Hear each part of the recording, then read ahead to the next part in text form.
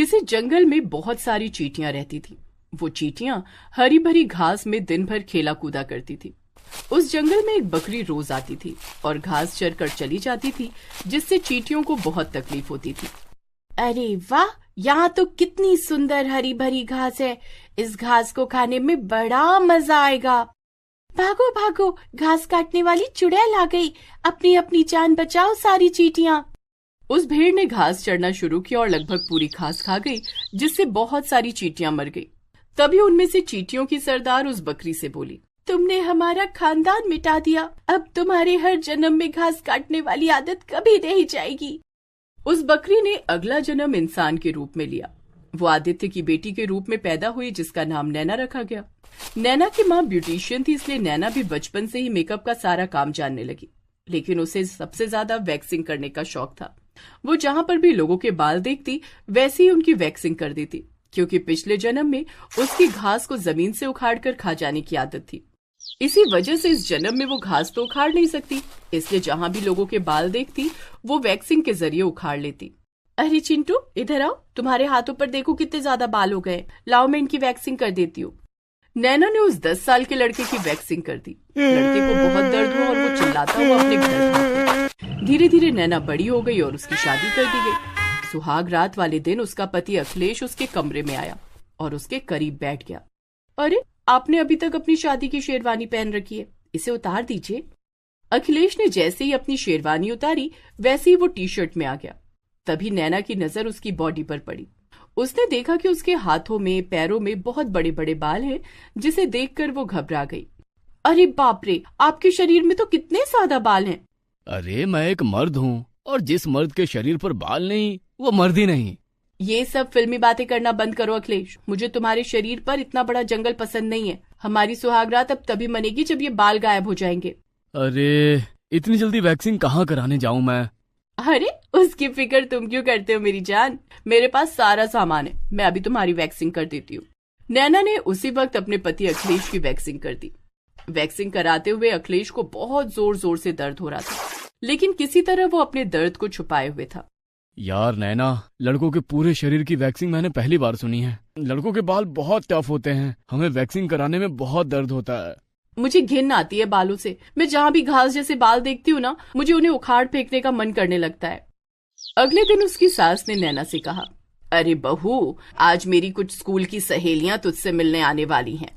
क्या बात है सासू माँ, आपकी स्कूल की सहेलियां? उनसे मिलकर तो बड़ा मजा आएगा। आपके सारे राज उगलेंगी वो मेरे सामने। चुप कर बहू, वो तुझे कुछ नहीं बताएंगी। तू जाकर कुछ खाने पीने का इंतजाम कर। तभी नैना की नजर अपनी सास के हाथों पर गई। उसने देखा कि उसकी सास के भी हाथों पर बाल थे। सासू माँ, आपके हाथों पर तो बाल हैं। आज आपकी सहेलियां आ रही हैं, लाइए मैं आपकी वैक्सिंग कर देती हूँ। अरे बहू, इस उम्र में वैक्सिंग कराना अच्छा नहीं लगता। वैसे भी हमारे जमाने में कोई वैक्सिंग नहीं करता था। मैंने आज तक नहीं कराई, मुझे बहुत डर लगता है। अरे, इसमें डर कैसे सासू माँ? वैक्सिंग कराने कहीं बाहर नहीं जाना है। आपकी बहू बहुत टैलेंटेड है, लाइए मैं आपकी वैक्सिंग कर देती हूँ। नैना ने अपनी सास की जबरदस्ती वैक्सिंग कर दी। उसे बहुत दर्द हो रहा था। वो बहुत जोर से चिल्ला रही थी, लेकिन नैना थी कि मानने को तैयार नहीं। खैर, शाम हुई और उसकी सारी सहेलियां आ गईं। अरे आंटी, आप लोगों के हाथों पर तो बहुत बाल है, लाइए मैं आप सबकी वैक्सिंग कर देती हूँ। अरे, मुझे बहुत डर लगता है, सुना बहुत दर्द होगा उसमें। अरे, कोई दर्द नहीं होगा, आप लोग तो बच्चों जैसी जिद कर रही हो। देखो, मैंने अपनी सासू माँ की वैक्सिंग कर दी, उन्हें तो कुछ नहीं हुआ। मेरी सासू माँ देखो, बिल्कुल जवान लग रही है कि नहीं? हाँ यार, तू तो बिल्कुल जवान दिखने लगी, लेकिन फिर भी बहू मुझे बहुत डर लगता है। नैना ने जबरदस्ती अपनी सास की सभी सहेलियों की वैक्सिंग कर दी। सब लोग जोर जोर से चीखने लगी। नैना ने उन सभी के हाथों पर थोड़ा सा तेल लगा दिया, जिससे उन्हें थोड़ी सी राहत मिल गई और वो सभी अपने घर चली गईं। नई नई बहू थी, इसलिए सभी ने उसे माफ कर दिया, लेकिन धीरे धीरे उसकी ये हरकतें कुछ ज्यादा ही बढ़ने लगी।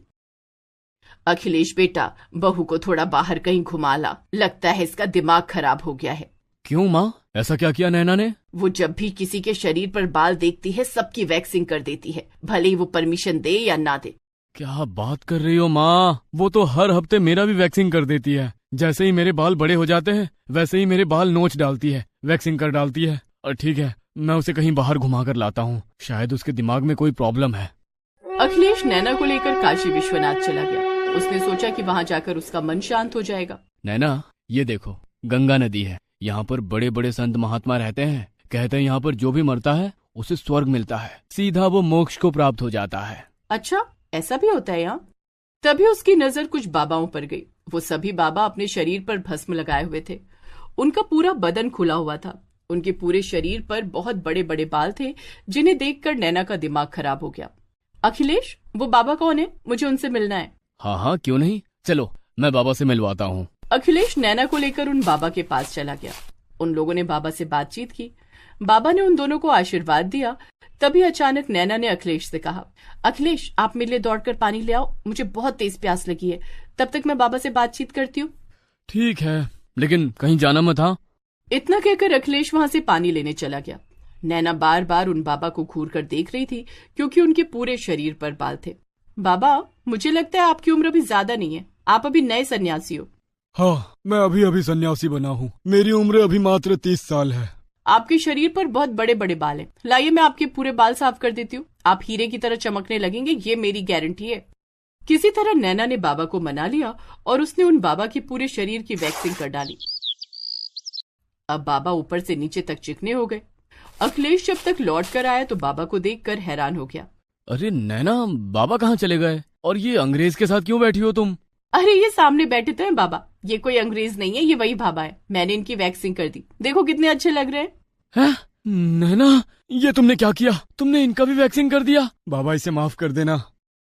कोई बात नहीं बेटा, मुझे अच्छी तरह से पता है कि ये ऐसा क्यों कर रही है। ये सुनकर अखिलेश हैरान हो गया। बाबा, आप तो अंतर्यामी हो। आप ही बताओ, मेरी बीवी ऐसा क्यों कर रही है? ये जिसे भी देखती है उसकी वैक्सिंग करने लगती है। कई लोग इसकी शिकायत मुझसे कर चुके हैं। कई लोगों की तो पूरी त्वचा जल गई। बहुत सारे लोग बीमार हो गए। इसी वजह से मैं इसे लेकर यहाँ पर आ गया। ये सब कुछ नैना के पिछले जन्म से जुड़ा हुआ है। पिछले जन्म में तुम्हारी पत्नी एक बकरी थी।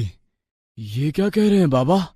अगर तुम्हें मेरी बातों पर विश्वास नहीं है तो तुम लोग मेरे साथ चलो। तुम्हारी पत्नी खुद तुम्हें पूरी सच्चाई बताएगी।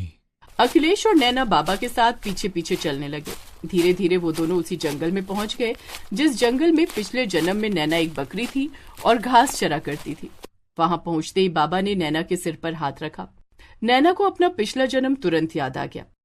मैं पिछले जन्म में एक बकरी थी। मुझे इस जंगल की घास बहुत पसंद थी। जैसे ही मैं घास को बढ़ा हुआ देखती थी, वैसी सारी घास में चबा जाती थी। एक दिन इस घास के साथ मैं कुछ चींटियां भी खा गई। तब चींटियों की सरदार ने मुझे श्राप दिया था। और इसी श्राप का ये नतीजा है कि तुम जैसे ही किसी के शरीर पर बाल देखती हो, उसे नोच लेना चाहती हो घास की तरह। वैक्सिंग के जरिए तुम सारे बाल हटा देती हो। बाबा, अब इस श्राप से मुक्ति कैसे मिलेगी? इसी जगह बहुत बड़ा हवन करना पड़ेगा और नैना को अपनी गलती का प्रायश्चित करना पड़ेगा। उसके बाद बाबा ने उसी जगह पर बहुत बड़ा हवन किया। नैना ने अपनी गलती का प्रायश्चित किया और उन चींटियों से माफी भी मांगी। उस दिन के बाद से नैना के सर से लोगों की वैक्सिंग करने का भूत उतर गया और वो लोग अब खुशी खुशी अपना जीवन बिताने लगे।